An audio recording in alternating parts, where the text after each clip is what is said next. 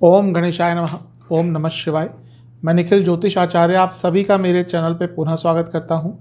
आशा करता हूं कि आप सभी स्वस्थ होंगे। महादेव की कृपा आप सभी पर सदैव बनी रहे।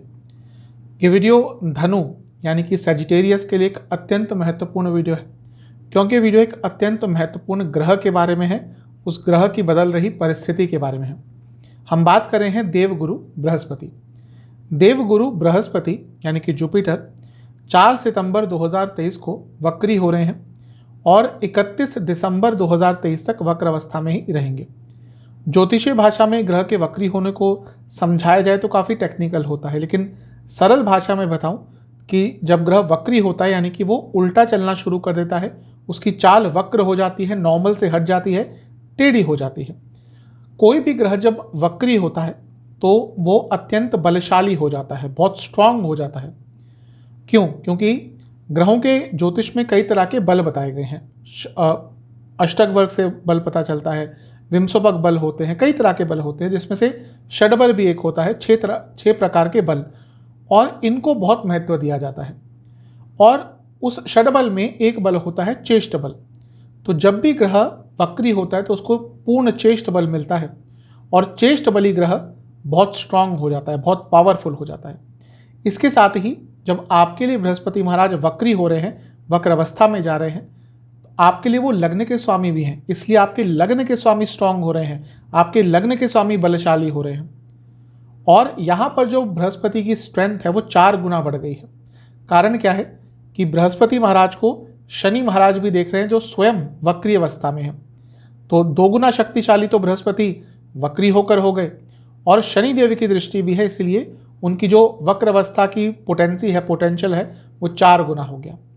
और यहाँ पर राहु के साथ भी है बृहस्पति। राहु बृहस्पति के कभी कभी कंट्रोल से बाहर चले जाते हैं। वैसे तो राहु बृहस्पति की बहुत रिस्पेक्ट करते हैं, लेकिन राहु दैत्य हैं, और जो दैत्य गुरु है वो है शुक्र, इसलिए बृहस्पति के कंट्रोल में कभी कभी राहु नहीं आ पाते। इसीलिए पिछले कुछ महीनों से, अप्रैल से, आपके रिलेशनशिप में प्रॉब्लम आ रही होगी, आपके पर्सनल लाइफ में प्रॉब्लम आ रही होगी, आपको एंग्जाइटी बहुत ज़्यादा रह रही होगी, ओवर थिंकिंग बहुत ज़्यादा हो रही होगी, और कई गलत निर्णय भी आपने पर्सनल एवं प्रोफेशनल लाइफ में लिए होंगे। लेकिन अब जब बृहस्पति स्वयं टेढ़े हो जाएंगे तो वो राहु को भी अपने कंट्रोल में कर लेंगे।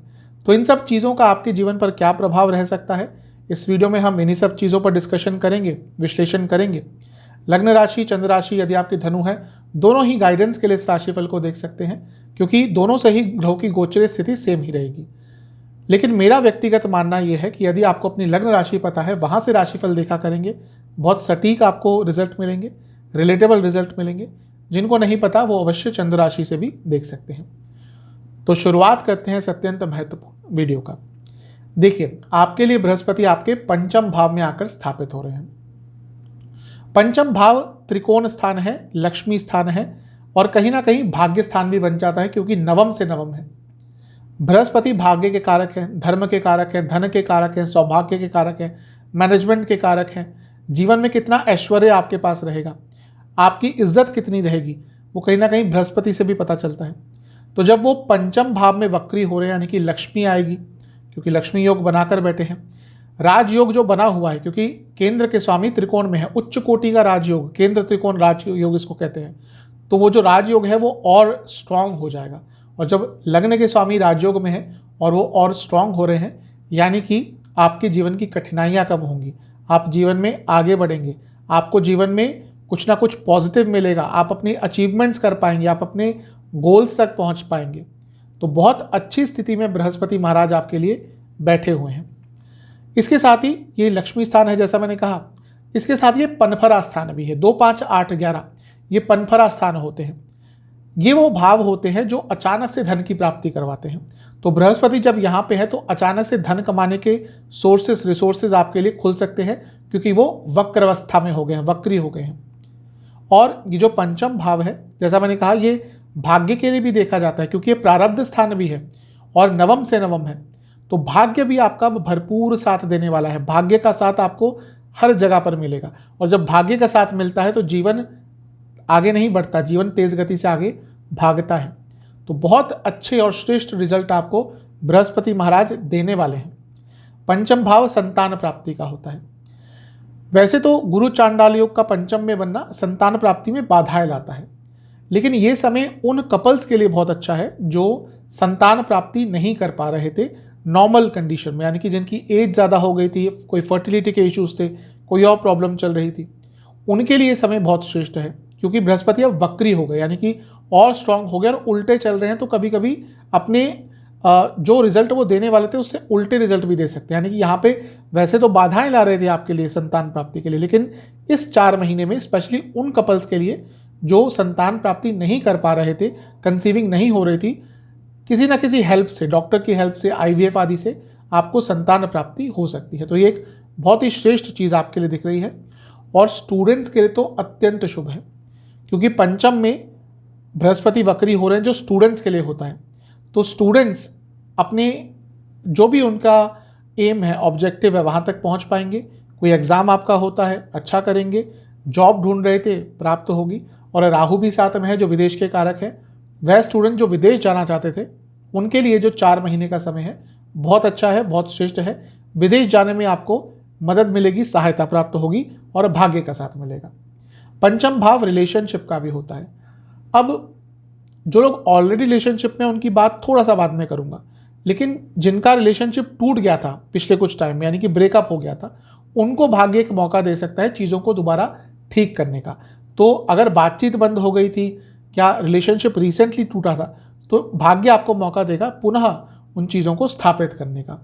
और पंचम भाव कहीं ना कहीं क्रिएटिविटी का भी होता है, तो आपको आइडियाज़ बहुत अच्छे आएंगे और इसके कारण आप अपने जीवन में और आगे बढ़ पाएंगे।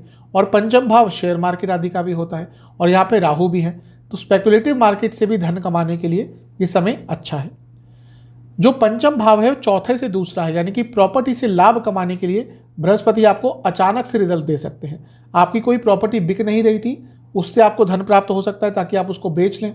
और इसके साथ ही अगर आप कोई प्रॉपर्टी रेंट पे चढ़ाना चाहते थे या फिर आप प्रॉपर्टी से संबंधित ही कुछ काम करते हैं, रियल एस्टेट, प्रॉपर्टी, तो भी आपको बहुत अच्छे रिजल्ट यहाँ पर प्राप्त होंगे। पंचम भाव आपके सप्तम से 11वां स्थान है, यानी कि आपके पति या पत्नी की इनकम यहाँ पर बढ़ सकती है क्योंकि उनका वो लाभ स्थान बन गया। और जो पंचम भाव है ये नवम से नवम है, जो हायर स्टडीज करना चाहते हैं स्टूडेंट्स, उनके लिए कोई बहुत अच्छी अपॉर्चुनिटी आ सकती है। पंचम भाव दूसरे से चौथा है, यानी कि आपके घर में भी पैसा आएगा और आपके भी जो पैसे की स्थिति है वो स्टेबल हो जाएगी और अच्छी हो जाएगी।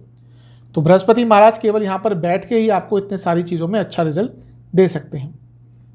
शनि की दृष्टि की मैंने बात करी, वो और स्ट्रॉन्ग करें। अब देखिए, शनि आपके तीसरे घर के स्वामी हैं और धन स्थान के स्वामी हैं, तो उनका बृहस्पति पे प्रभाव जो लग्न के स्वामी है आपके धन में वृद्धि अवश्य करेगा। तीसरे घर के स्वामी है तो आपके प्रयासों में आपको सफलता मिलेगी और साहस और उत्साह बहुत रहेगा। और राहु की भी मैंने बात करी, जो एंग्जाइटी, जो चीज़ें आपको थोड़ी तंग कर रही थी, जो आप छोटी छोटी चीज़ों पर भ्रमित हो जाते थे, फ्रस्ट्रेट हो जाते थे, उस अवस्था से भी अब आप आराम से निकल पाएंगे। तो बृहस्पति महाराज बहुत अच्छे रिजल्ट आपको दे रहे हैं और ये शनि और राहु के कारण भी चीज़ें ठीक होंगी। अब बात करते हैं बृहस्पति महाराज के स्वामित्व का। बृहस्पति आपके एक तो लग्न के स्वामी हैं और चौथे घर के स्वामी हैं। लग्न के स्वामी का पंचम में त्रिकोण स्थान में और बली हो जाना लक्ष्मी प्राप्ति के लिए अत्यंत शुभ है। आप पैसा बढ़ाना चाहते थे, पैसा कमाना चाहते थे, पैसा इन्वेस्ट करना चाहते थे, धन के संबंध में हर तरफ से आपको लाभ प्राप्त होने वाला है। और इसके साथ ही क्योंकि वो चौथे घर के भी स्वामी है, प्रॉपर्टी खरीदने के लिए, घर में आ रही प्रॉब्लम्स के लिए, घर में किसी के साथ आपकी कहा सुनी हो गई थी, उन चीज़ों को ठीक करने के लिए और इमोशनली स्ट्रांग बनने के लिए ये समय आपका बहुत अच्छा है, बहुत श्रेष्ठ है।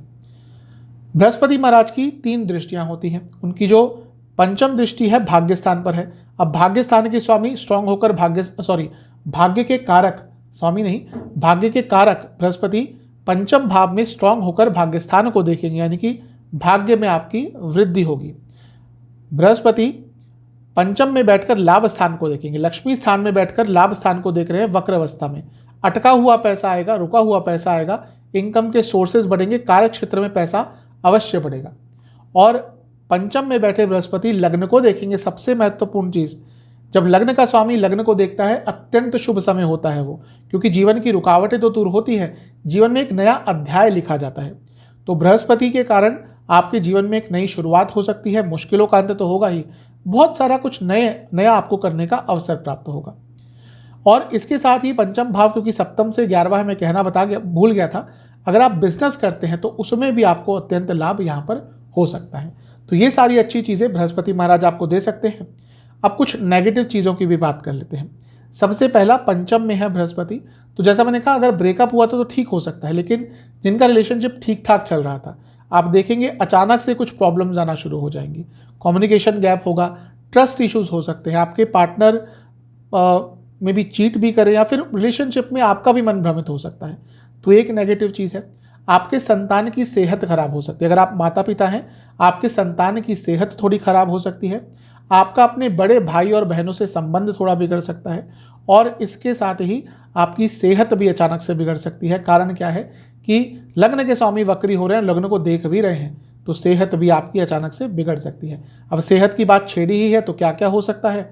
हृदय संबंधित प्रॉब्लम है, परेशानी होगी, पेट की प्रॉब्लम बहुत तंग करेगी, सर की प्रॉब्लम बहुत तंग करेगी, लोअर बॉडी में इन्फेक्शंस तंग करेंगे, और इसके साथ ही जोड़ों का दर्द, घुटनों से संबंधित दर्द स्पेशली, और एसिडिटी, ये आपको ज़्यादा तंग करेगी। अब उपाय की बात कर लेते हैं। देखिए, आपको ये उपाय एक बार करना है, जब भी वीडियो देखिए उसके अगले बृहस्पतिवार करना है। उपाय क्या करना है? आपको शिव मंदिर जाना है। आपको पहले शिवलिंग का गंगा जल से और उस गंगा जल में थोड़ा सा गुलाब जल, इस द्रव्य से अभिषेक करना है।